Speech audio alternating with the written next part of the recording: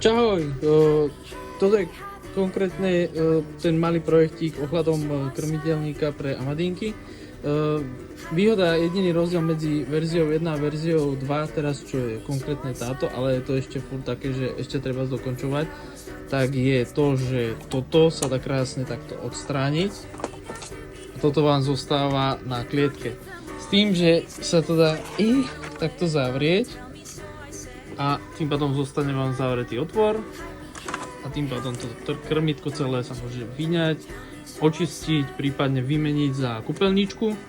S tým, že plánujem toto ešte urobiť aj vo forme kúpeľničky, takže takto vyzerá nejaký ten reálny výsledok toho projektu.